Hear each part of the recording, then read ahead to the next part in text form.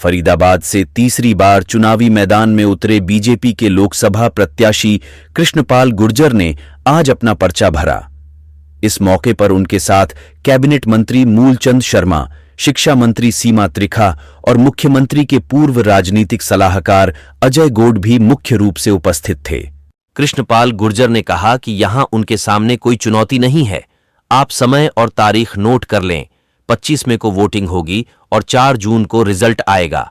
आप देखेंगे ऐतिहासिक परिणाम देखने को मिलेंगे। उन्होंने कहा कि 2014 से बड़ी जीत उन्हें 2019 में मिली थी और अब 2024 में उससे भी बड़ी जीत मिलेगी।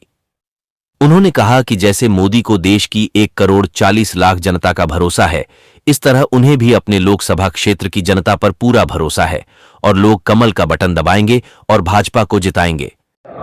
आज मैंने अपना नामांकन दाखिल किया है अपने साथी विधायकों के साथ, संगठन के लोगों के साथ, और एक प्रक्रिया है लोकतंत्र के पर्व में हिस्सा लेने के लिए। मंत्री जी, मुकाबला है कांग्रेस और बीजेपी का मान रहे हैं, आप क्या कहते हैं? देखिए, देश में दूर दूर तक ना यहाँ मुकाबला है ना देश के मुकाबला है। इस देश में एकमात्र भारतीय जनता पार्टी है जो आज पूरे देश में अपने दम पर पूर्ण बहुमत की सरकार बना सकती है।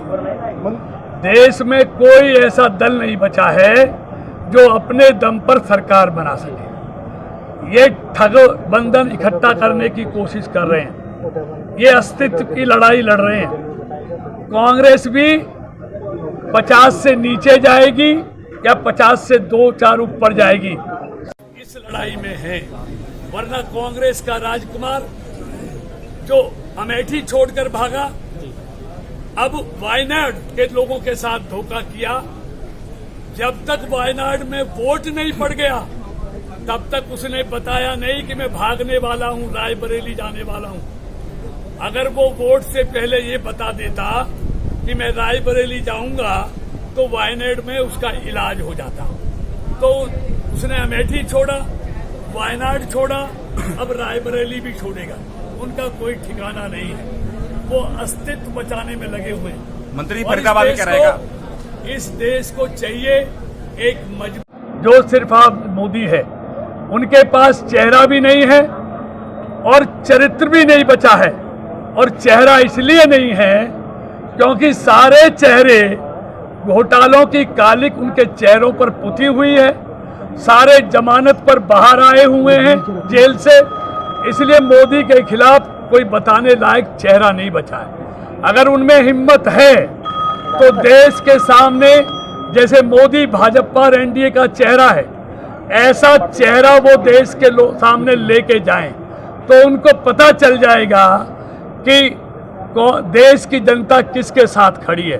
तो उन पर चेहरा भी नहीं है, चरित्र उनका बचा नहीं है, इसलिए वो सारे मिलकर, सारे ठग इकट्ठे होकर सिर्फ अपना अस्तित्व बचाने की लड़ाई लड़ रहे हैं। कांग्रेस प्रदेश अध्यक्ष आपको गिद्ध की संज्ञा दे रहे हैं और महेंद्र प्रताप को सिद्ध की संज्ञा दे रहे हैं, क्या? देखिए, ये तो इस लोकसभा क्षेत्र की 36 बिरादरी तय करेगी कि गिद्ध कौन है और सिद्ध कौन है। ये मेरे कहने से कुछ नहीं होता। विपक्ष करप्शन पाल के नाम से भी बोल रहा है। देखिए, मैंने कह दिया ना, सबके चेहरे इस क्षेत्र की जनता ने देखे हुए हैं, सबका चरित्र इस क्षेत्र की 36 बिरादरी जानती है। मंत्री जी, किसका किस पे क्या है, आप जरा इलाके में जाओगे तो खुद पता चलेगा। कह रहे हैं मीडिया से दूर रहने के लिए लोगों को। देखिए, मैं इतनी ओछी हरकत पे नहीं आ सकता। ये वो लोग हैं जो बौखलाए हुए हैं, जिनको सामने हार दिखाई देती है, वो किसी के बारे में कुछ भी कहेंगे, लेकिन मैं किसी पर कोई आरोप प्रत्यारोप नहीं लगाऊंगा, क्योंकि मुझे मालूम है अल्टीमेटली यहां से जीतना भारतीय जनता पार्टी ने है। इसलिए बौखलाए लोग कुछ भी कहेंगे, मैं बिल्कुल बौखलाने वाला नहीं हूँ। मंत्री जी कहता है कि 10 लाख का नारा जो है वो लगाना भूल गई है बीजेपी। देखिए, आज भी हमें मोदी जी की 400 पार जाएंगे और फरीदाबाद की जनता 10 लाख पार पहुंचाएगी, नोट कर लेना।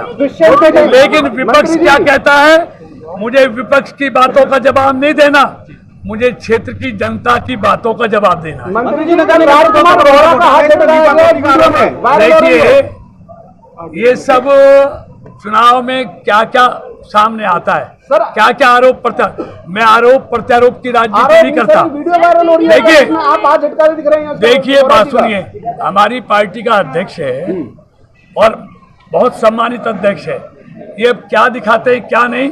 अगर कोई आदमी को कहता है कि सीधे खड़े हो जाए, उसको भी अगर हवा खड़ा करते हैं, मुझे कुछ नहीं कहना। मैं आपको एक बात बताता हूँ, जैसे मोदी को इस देश के 140 करोड़ लोगों पर भरोसा है ना, ऐसे कृष्ण पाल को अपने लोकसभा क्षेत्र की 36 बिरादरियों पे भरोसा है।